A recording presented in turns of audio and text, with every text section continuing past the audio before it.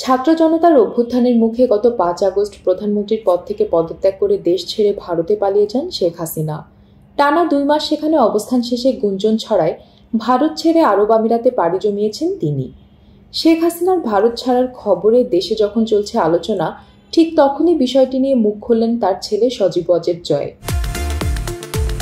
সোমবার রাতে গণমাধ্যমের সঙ্গে আলাপকালে সজীব ওয়াজেদ জয় বলেন, আমার মা ভারত ছেড়ে গিয়েছে বলে যে খবর শোনা যাচ্ছে সেটি সঠিক নয়। তিনি এখনো ভারতেই অবস্থান করছেন।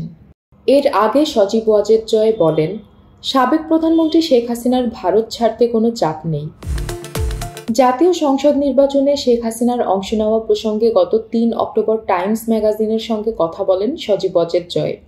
জাতীয় নির্বাচনে শেখ হাসিনার অংশগ্রহণের বিষয়ে তিনি বলেন, তার মা নির্বাচনে লড়বেন কিনা এই বিষয়ে এখনো কোনো সিদ্ধান্ত হয়নি।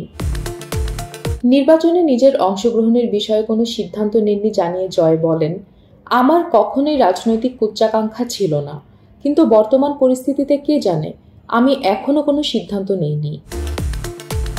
গত 5 আগস্ট ছাত্র জনতার আন্দোলনে ক্ষমতাচ্যুত হয়ে ছোট বোন শেখ রেহানাকে নিয়ে ভারতে চলে যান শেখ হাসিনা। বাংলাদেশের সামরিক বাহিনীর একটি বিমানে দিল্লির কাছে গাজিয়াবাদের হিন্দন বিমান ঘাঁটিতে অবতরণ করেন তারা। এরপর থেকে তারা কোথায় আছেন তা আর জানা যায়নি। এদিকে শেখ হাসিনার সঙ্গে থাকা কূটনৈতিক পাসপোর্টও বাতিল করে দিয়েছে অন্তর্বর্তী সরকার। এ ধরনের পাসপোর্টধারীরা ভিসা ছাড়া ভারতে 45 দিন বৈধভাবে থাকতে পারেন, কিন্তু শেখ হাসিনা প্রায় 2 মাস ধরে ভারতে অবস্থান করছেন। কূটনৈতিক পাসপোর্টে তার বৈধভাবে অবস্থানের মেয়াদও শেষ হয়ে গেছে। এখন তারা দেশটিতে কিভাবে অবস্থান করছেন তা পরিষ্কার করেনি ভারত।